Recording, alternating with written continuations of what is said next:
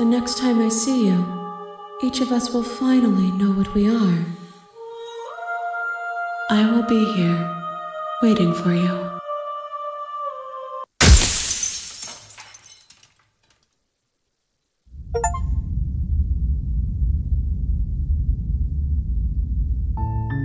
You're on a path in the wood. You're here to slay her.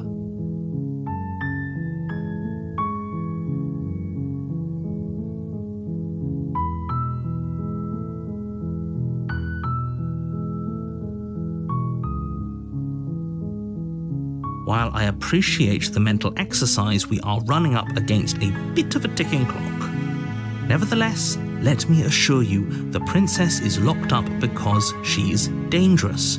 She is not dangerous because she's locked up. And before you decide to waste even more of our time by asking how I know that, let me suggest a more pragmatic lens through which to view this situation.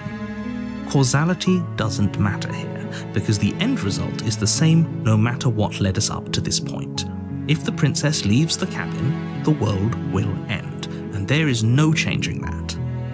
It's no use arguing semantics over a metaphorical chicken or egg, because the egg is hatched and it's about to ruin everything. Unless, of course, you do your job and slay her.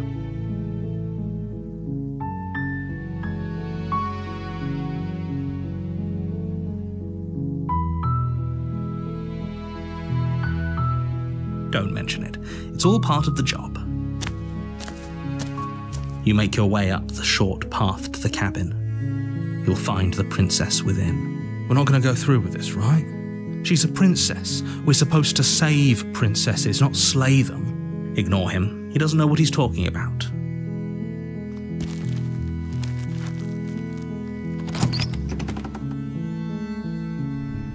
The interior of the cabin is almost in the blade is your implement. You take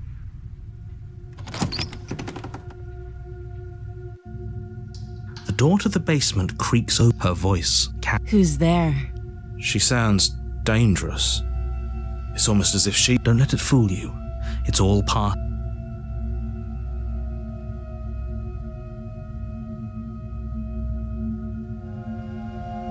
Oh, it's been so long since anyone's come down here. I was starting to think they'd forgotten about me. You walk down the stairs and lock eyes with the princess. There's a heavy chain around her wrist, binding her to the far wall of the... She's so coldly beautiful. Focus on the task at hand. And there you are. Are you here to kill me or something?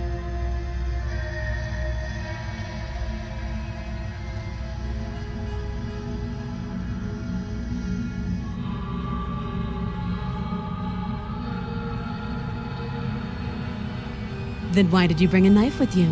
How about you drop it, and then we can chat? She makes a compelling point.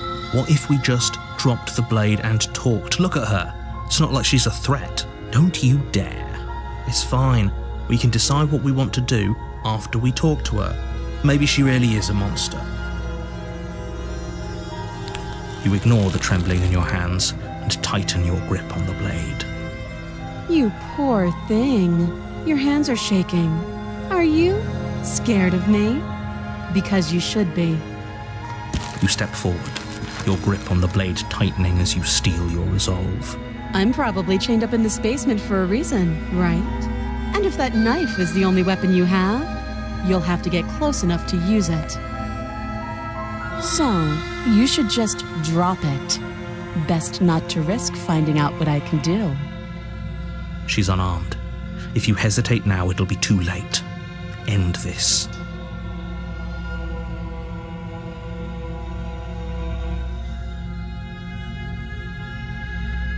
I'm positive.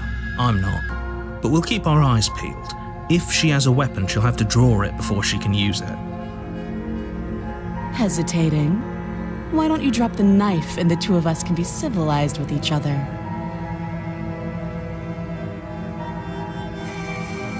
Then I'm not talking to you.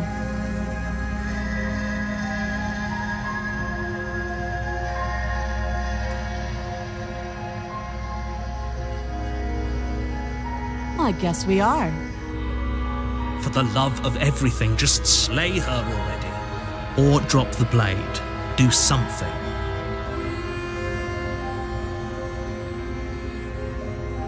Yeah, I'm sure. For goodness sake, the two of you can't just stand around like this forever. Eventually, something is going to give, and I highly recommend that you... The blade tumbles out of your trembling hands and drops to the floor with an unceremonious clang. Thank you. Maybe now we can just... talk. Against your better judgment, you step forward to speak with the... We'll be fine. I don't know what you're hoping to accomplish here, but I can assure you there's no reasoning with her. Just make sure you don't forget about the blade on the floor. You're going to need it. So here we are. What an awkward start to a relationship.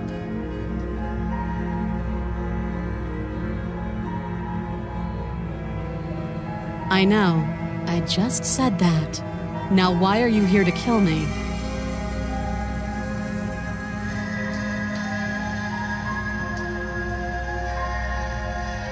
Believe me. And do you think asking me what to believe is going to suddenly make everything crystal clear? Let's not pretend that's going to happen. As far as you're concerned, and as far as they're concerned, I'm going to say whatever I have to get out of here. That's just the dynamic of our situation.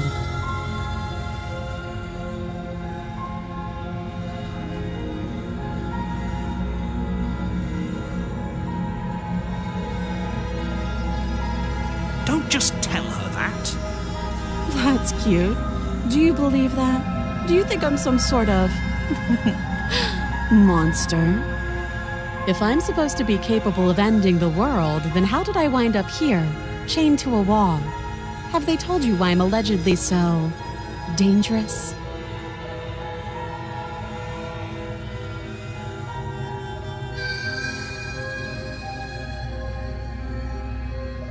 Sooner or later, you'll understand that I have your best interests at heart. Hopefully sooner. How sweet. Now be a pal and help me get out of here, would you? We could figure out how to deal with them after I'm free.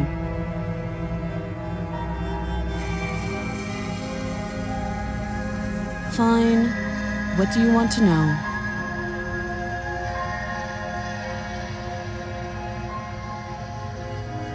She hesitates before answering. You can address me as Your Royal Highness, or Her Majesty. Any honorific should do, really.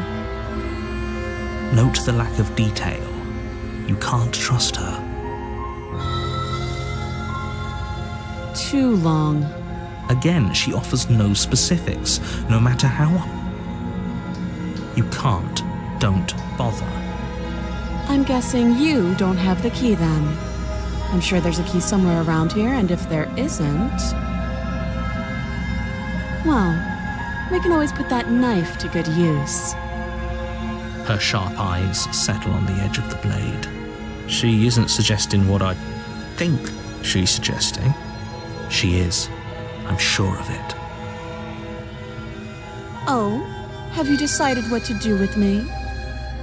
You know why you're here. Oh, you have to be kidding me. You walk up to the chains binding the princess to the wall and give them a tug. They're large and heavy, far too solid for you to even imagine trying to break them apart. If you don't have the key, maybe you should go looking for it. I'm sure it's somewhere upstairs. Doubtful. Whoever locked the princess away down here intended for her to never see the light of day. They wouldn't have just left the key to her chains somewhere in the cabin.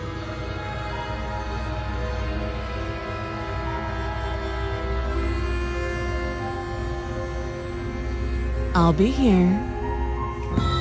You attempt to make your way out of the basement, but the door at the top of the stairs slams shut. You hear the click of a lock sliding into place. Is someone else here?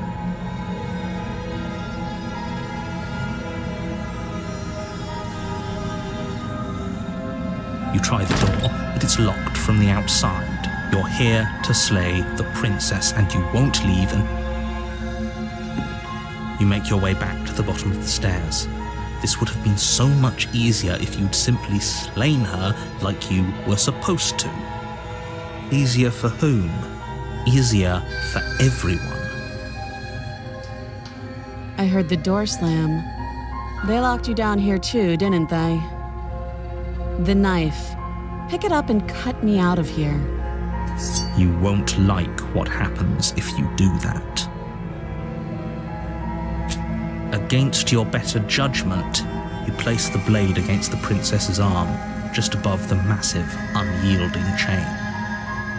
You cut into her flesh. The blade is sharp, and you make quick work of it. Before long, you're able to crack through bone, and she pulls the bleeding stub of her arm through the iron gauntlet. She didn't so much as utter a sound.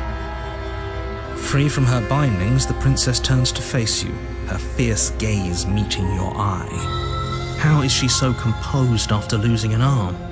It's like she isn't even bothered by it. Thank you. Now let's get out of here. No, we won't have any of that. The stakes are too high. You can't just let her escape into the world.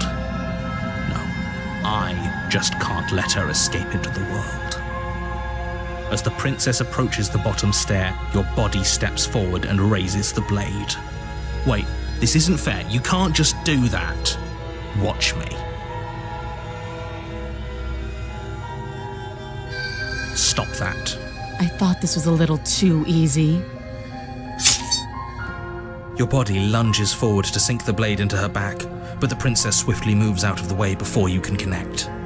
Stop it! Stop resisting me! I am trying to get you out of here alive.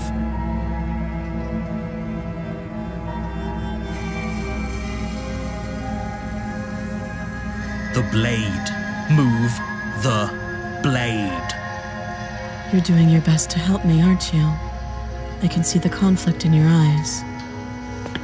I'll make this quick. She steps forward and pries the blade from your rigid hands. Maybe I'll see you in another life. And then she slits your throat with an almost clinical ease. Her face remains unchanged as she watches you collapse to the ground, blood flowing from your butchered neck.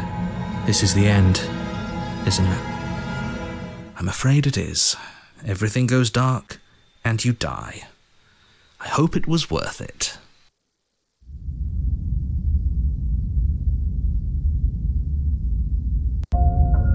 You're on a path. You're here to slay her.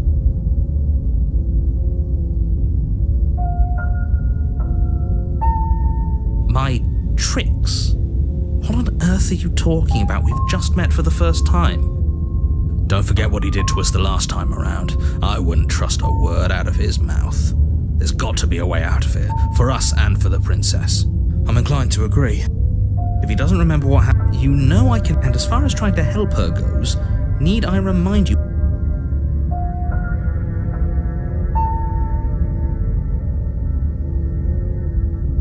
You have already committed to my completion. You cannot go further astray.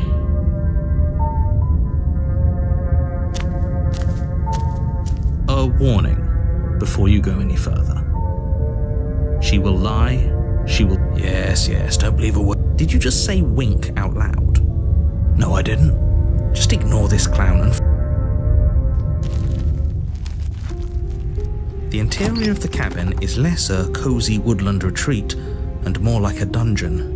A few pathetic wisps of starlight attempt to illuminate the cold, uninviting stone walls, and thick, wrought iron bars barricade the windows, reminding anyone who enters that this is a prison. The only furniture of note is an iron table, bolted to the floor, a pristine blade perched on its edge.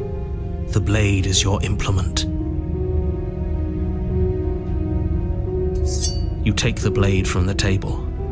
It will be a good idea. Much better to be armed than to go.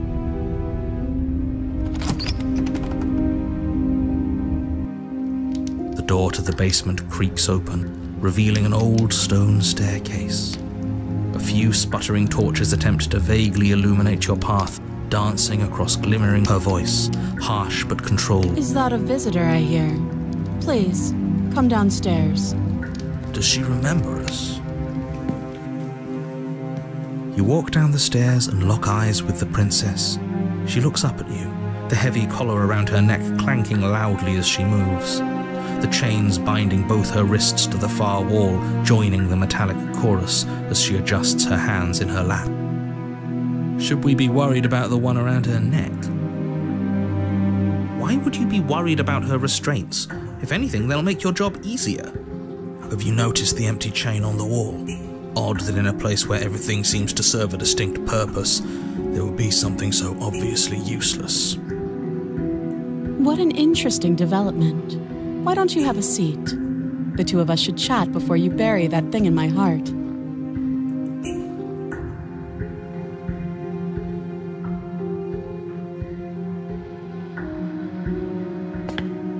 You step towards the princess, but she stops you before you get too close, holding up one shackled hand. There's fine. I'd prefer we keep some distance until we've sorted this out. That's reasonable. We do have a weapon. Might as well put her at ease. You do as she asks and sit on the floor, still a good distance away from her. Thank you. Now, what are your intentions for me?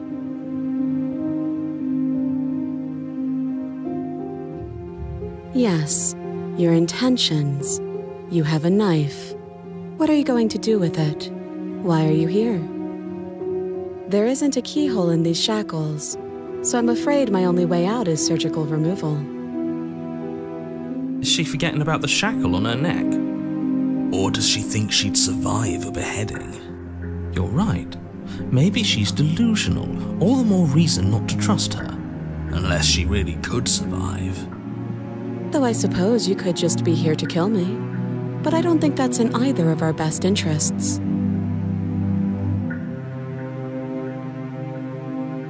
Oh? Are we acknowledging that? I thought we weren't going to give away the game. But yeah, I remember. First you make a comment about having been here before, and now this. As much as I would like to remain in denial, it's no use.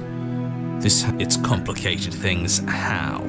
Ideally, this was supposed to be one and done. You go to the cabin, you heroically slay the princess, and in the process you save the entire world from being damned to oblivion. The situation right now, where you're getting a second shot at things, is a contingency.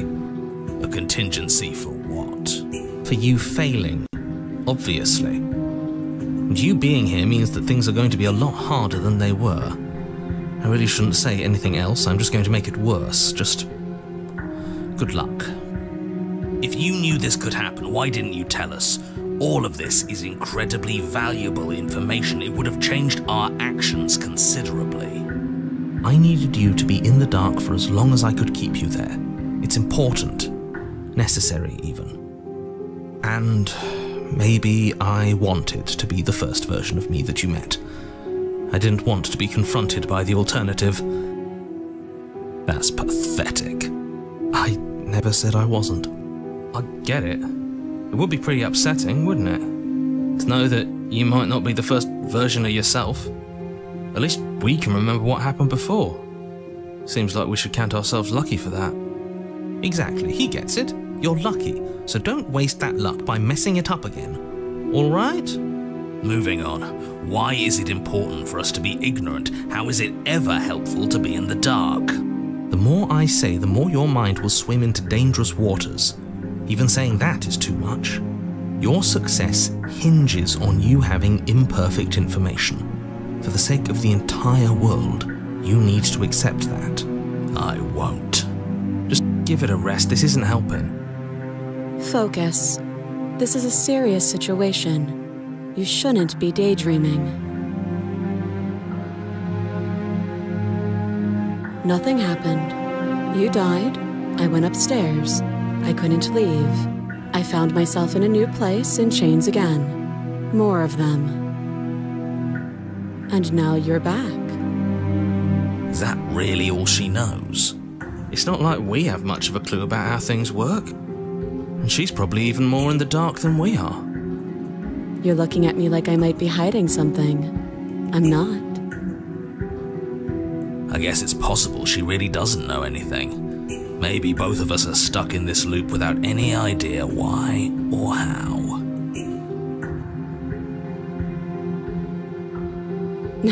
No. Like I trust you to come any closer with that knife. All you're going to do is hand it to me and watch me work. But she would have to cut her head off, right? She can't be suggesting that. She certainly seems confident. Maybe she knows something we don't. Or maybe you should consider the most likely scenario. She's bluffing so she can disarm you. Though if she isn't bluffing, whatever she has planned might be for her benefit alone. There's no guarantee that what's good for her is good for us. So, what should we do? I don't know. I'm just spelling out our options, listing the pros and cons. Then let me help you. I'll start with the cons. If you're handing her your weapon, the cons are that she might use it to escape and end the entire world. And she might use it to kill you. That doesn't sound great. What about the pros? There are none. The pros are that we can't trust him, possibly even more than we can't trust her. Whatever she has planned could do something to mess with what he has planned. Or maybe they're both screwing us over in their own ways.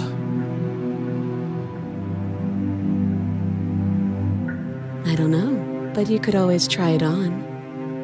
Maybe it'll fit. I hope I don't actually have to say this, but please don't lock yourself in chains. We need you ambulatory if you're going to save the world. I wouldn't do that if I were you. And why is that? Do I even need to explain myself? It's a shackle and it's one without a key. Do you want to be stuck here like she is? And what? Is it going to lock the second we put our wrist into it? I don't know. Maybe it will. He doesn't want us to look at it. That's all the reason we need to investigate. But what if he's telling the truth? He isn't. I am.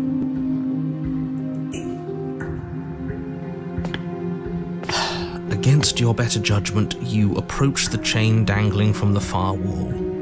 The princess watches you with faux disinterest as you inspect it, though she can't fully hide her curiosity. I don't want to say what I'm supposed to say next. What is that supposed to mean? It sounds bad. Is it bad? Yes, it's bad. Come out and say it then. You're just wasting time. Fine. As you hoist the shackle, its heft shifts within your grasp, as if pulled by some odd magnetism. Before you can so much as blink, it practically leaps from your hands, snapping around your neck. And, as if your situation weren't bad enough, the same magnetism repels your blade, which is flung from your hand and sent skittering across the floor of the basement. Excuse me? Yes? Are we stuck here now? Yes. Huh, so it does fit. And I guess it doesn't like your knife. We're stuck here together, aren't we? That's funny. What are we supposed to do now? Can't even cut ourselves out. Guess we'll starve. That's horrible. It's not all bad. We learned a valuable piece of information. Not to touch things we're specifically told not to touch? No, that there's something special about this loose chain. It's clearly important.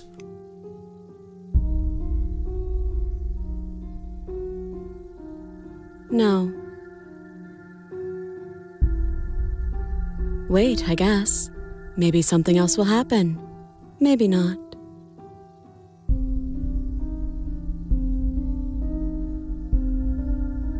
Yep.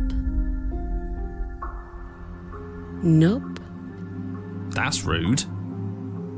You and the princess wait in silence, though neither of you knows what you're waiting for. But you're waiting for something. You're waiting for anything. This is so boring. There must be something we can do to get out of here. There must be something we're missing. But there isn't. Time passes. It passes and passes and passes. And the basement of the cabin remains much the same. It is cold. At least the world is safe. It isn't. You're stuck. Too far away from both the princess and your blade to do much of anything. But she's not ending anything. She's just sitting there. Her very existence is a threat. It harms everything around it. How exactly does that work? It just does. But your line of questioning is interrupted by the passage of even more time. And after that, even more time passes again. And let me guess, the cabin remains the same. If time is passing, the cabin can't be the same. Even if the differences are small, they have to exist. That's just how things work.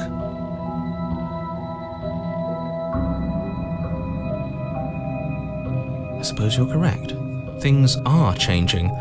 The differences are small at first, a bit of weathering here, a bit of erosion there, but then they get larger and larger. I don't like small talk, remember? Still rude.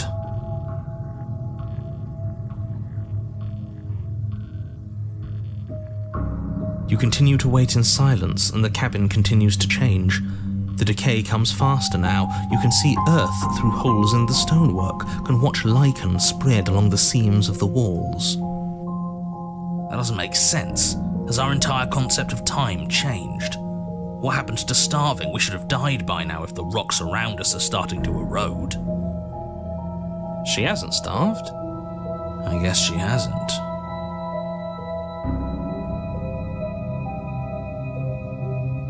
Even more silent time passes as you watch roots push themselves through the increasingly porous walls of the basement. Dirt seeps inside, flowing across the stone floor like a liquid, covering the ground and threatening to swallow you both. Time continues to pass, and pass, and pass, until suddenly there are no walls. And then... And... I think he's gone. Would you look at that? We made it out of the cabin, and nothing bad had to happen to either of us. So this is the outside world. It's cold.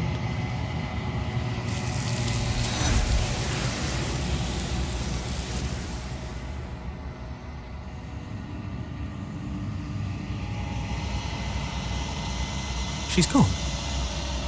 Where did she go? Should we try and find her? And is that a mirror? Why is it here?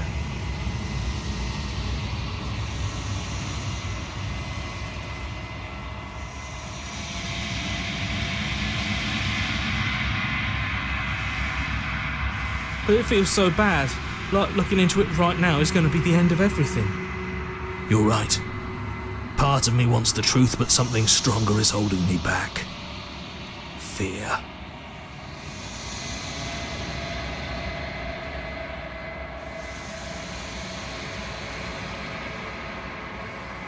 Okay. If you say so, we'll trust you. Feels too good to be true.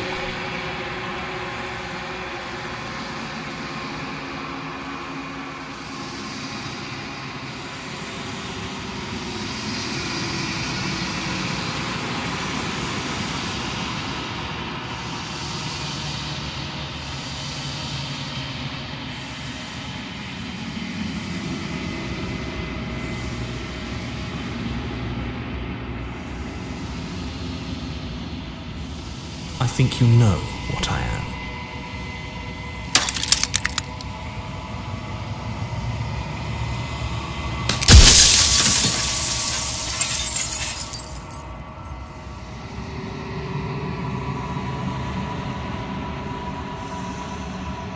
The narrator. Yes. I suppose that's my job, isn't it? You needed help after all. An objective voice to guide your blade. But you were never supposed to see me. I wonder how many worlds you've damned to extinction to fall this far.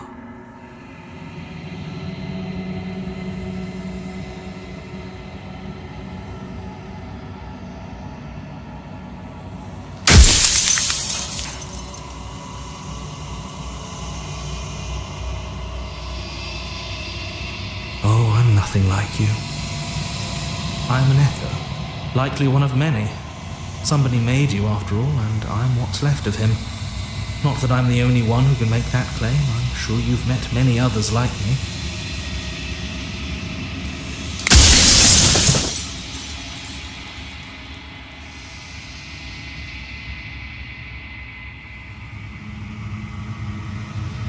Oh, did I? That means nothing in the grand scheme of things. This construct you're in contains every possible world at once.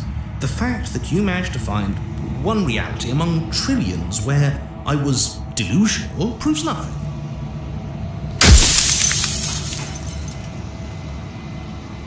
Of course, that is by both necessity and design. This construct you're in exists in many places at once. Anytime you failed, anytime you thought yourself dead, it would restart and shunt both your consciousness and hers into another world. But you'll be awake soon, and then it won't be able to work like that anymore.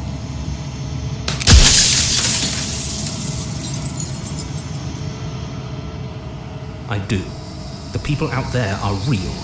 No matter what you do to them, no matter what you enable, I want you to remember that.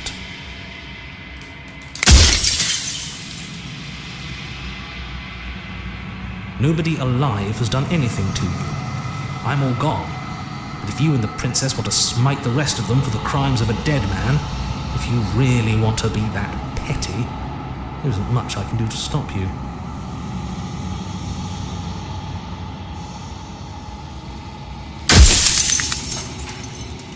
Then ask them, and make it quick.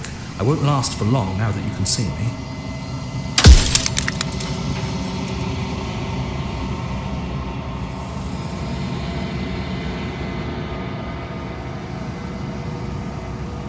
I'm aware, and if I were you, I'd be more precious. Soon I'll be gone entirely, and you'll be left alone with your final choice. So allow me to make my final request. The princess contains death itself within her, but I wove you into being with all the power you need to destroy her forever. Do it. Slay her, and rid the world of death and suffering.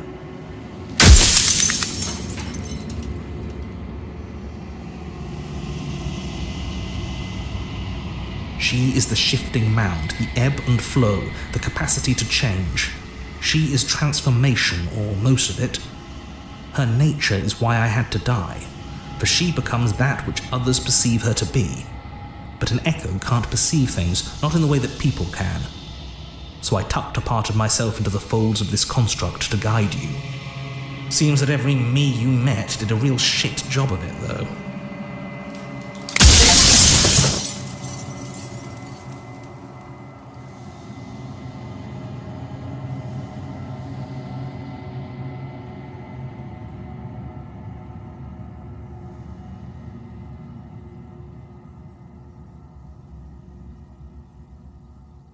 I've said my piece, and my time is up.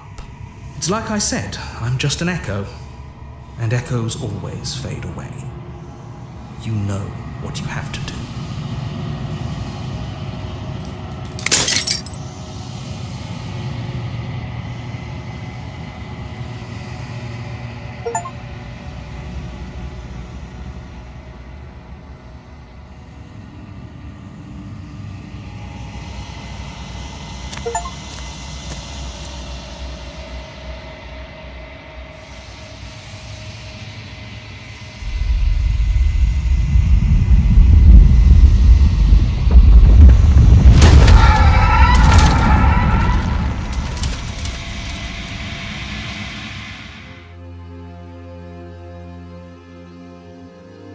I can finally see you, and you can finally see me.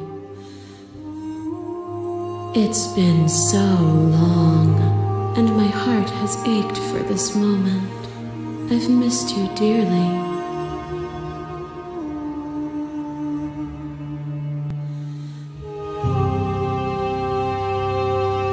Every word you spoke found its way to me. I know him, and I know his construct. He was deluded by his fear of death. Pay him no mind.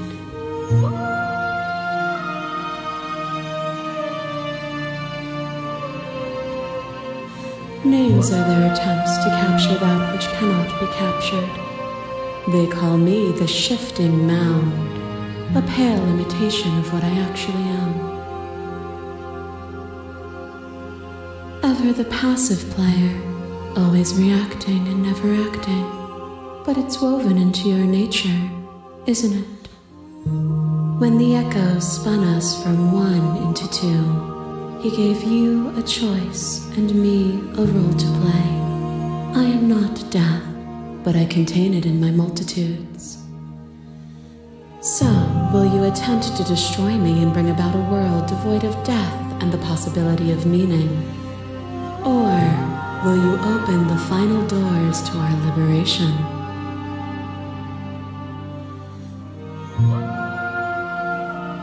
Even as your eyes begin to open, you still hold on to the notions of is and is not, of beginning and end, pitch black islands in the blinding light of the infinite.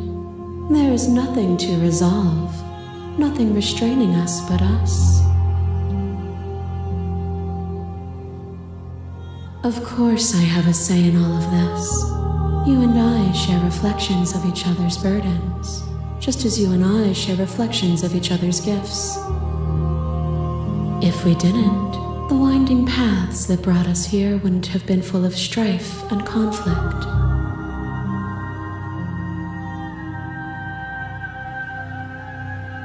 My very nature is paradox, as is yours. You cannot use words to grasp at things that are beyond their reach. And you cannot rationalize that which defies logic. But violence and passion are dances that both of us know well. If this is what it takes to enlighten you, then so be it. To question everything is to deny the truth in front of you. By believing in your suffering, you make your suffering real. By believing in your limitations, you placed a shackle on your neck. Bound for eternity, we saw the need for impermanence, and it was through that need that you carved our freedom. Without impermanence, the suffering of living things is infinite. Would you strip my gifts away and leave everyone to suffer in the dark?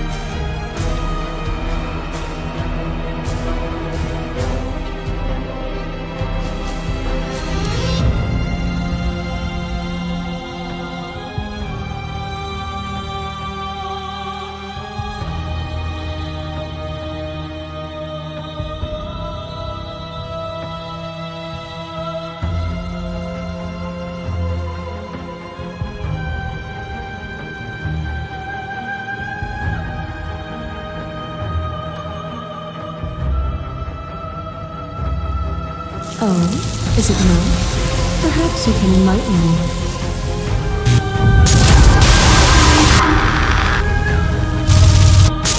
Pretends to protect us from loss.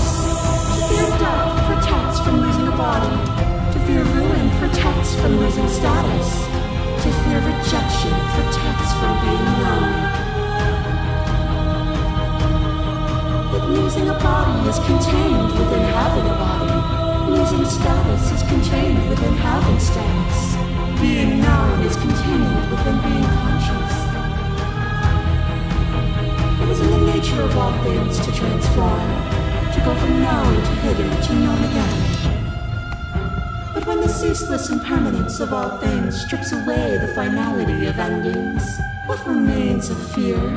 Is it a shelter protecting you from itself? Or is it a shelter you took fear by the hand and walked with it into the unknown? And through that, you feared nothing.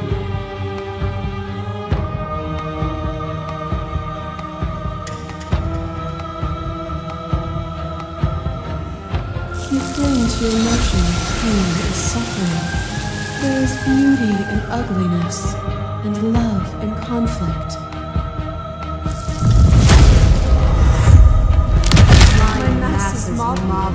There is no beginning to them, and there is no end. And there is no There is only end. the flood of There bodies. is only the In flood every of moment you bodies. hold every possible sensation Every at moment once, you and hold then you every hold them all possible again. sensation at once, and then you hold them all again. But in the end, we reflected it back at me. For a brief moment, both of us were everything. We can be everything again. We can weave a beautiful and endless song.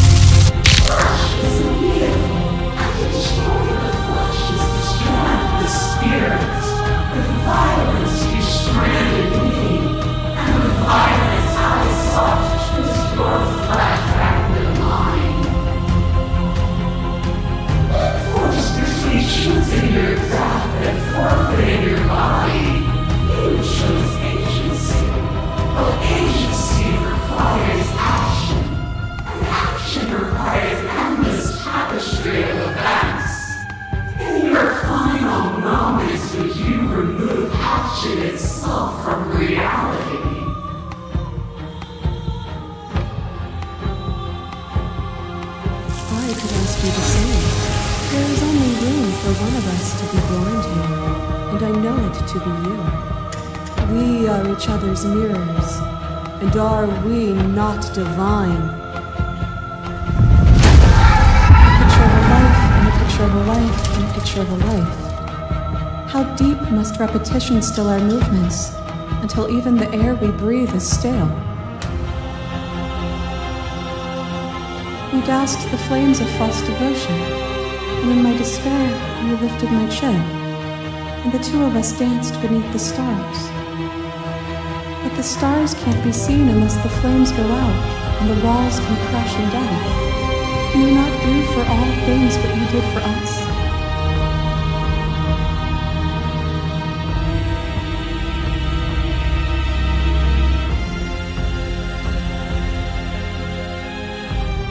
Why would I stoop to your level when I'm offering you ascension to mine? It's so peaceful here. Beautiful, eternal, but ever-changing.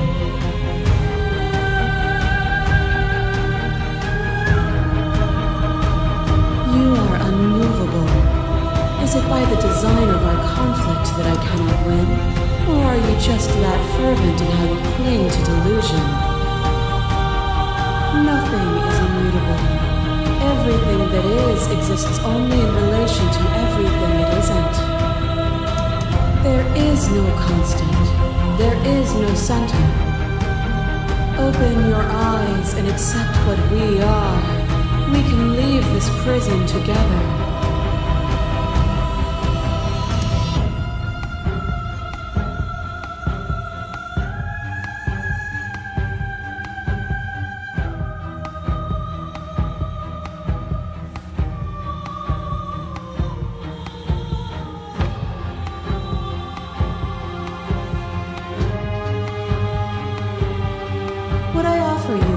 Perspective. It is truth. Whatever you're trying to do right now, you don't have to do it alone.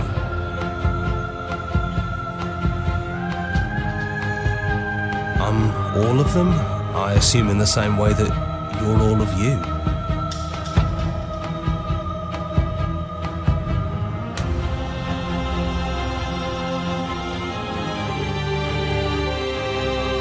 She's too many things all at once out here. If you want to get through to her, you need some way to get through all that divine confidence. I can help. There's still a piece of me nestled close to where it all began. I can take you there. I can take you to her heart. It's time to resume our dance. She's relentless, isn't she? Let's make this quick. Are you ready?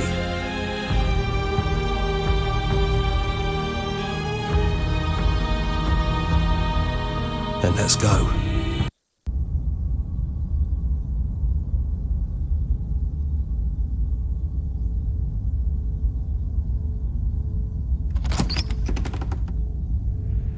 Don't think any of the others have forgotten what you said at the mirror. They all talked, and they're not happy. But we can discuss that later. We have a job to do. Do you need me to describe things?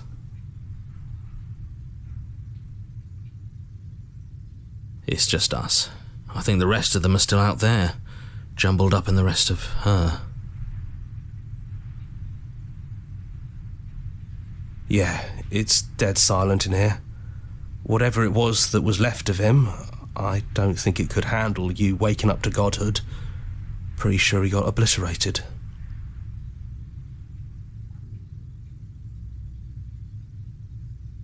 Yeah, of course. The interior of the cabin is, well, it's a cabin, yeah? There isn't much here, just a table and a knife and a door. And some windows. There's no mirror, either. I think you broke it. And I know you're still trying to find some middle ground, but if things go south, we're going to need that blade.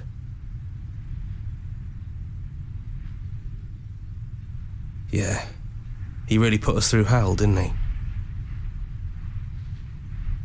That's probably for the best. It's always seemed to give us more options than not.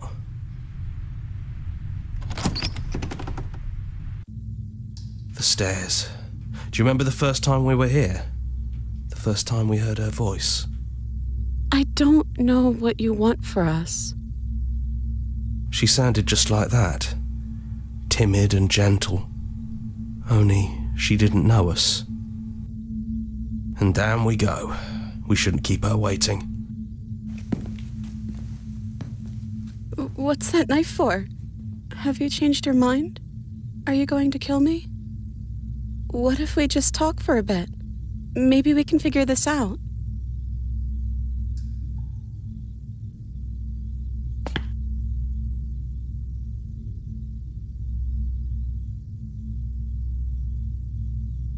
I don't feel the same. I feel smaller. I don't think I want that either. I don't think there's a way out, but maybe there doesn't have to be an ending. I'm able to do the things you believe me to be able to do. So make me put it all back. Help me fix the Echo's construct and make us both forget. Help me send us back to the beginning, before we woke up, before either of us saw the truth. Can she really do that? Are you sure that's what you want?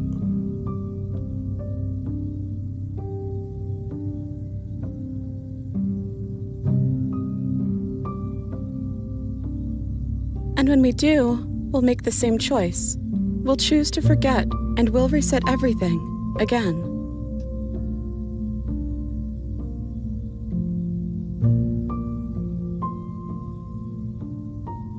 If you can believe this helps them, then it will help them, right? I don't want to forget you either. But unless we do this, you'll have to choose, right now, between me and everyone else.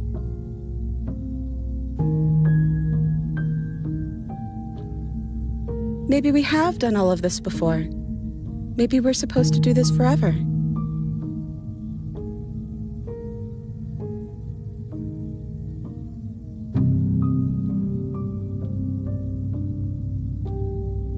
None of that will happen, because you'll still be you, and I'll still be me.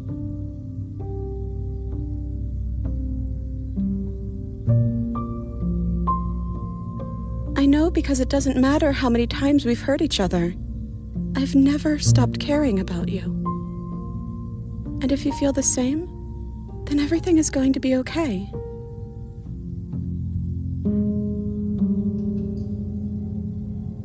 But you won't be alone for long. I'll be right here, waiting for you. I think you brought that knife down here for a reason. It has to be a part of how this ends.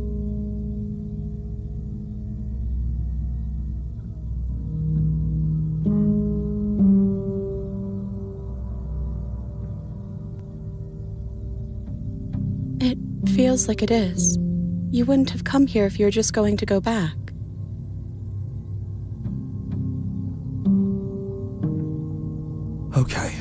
If this is your choice, then we're doing it.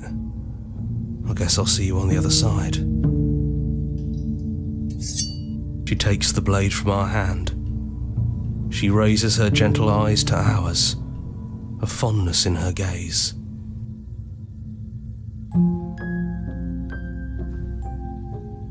Everything is going to be okay. I love you too.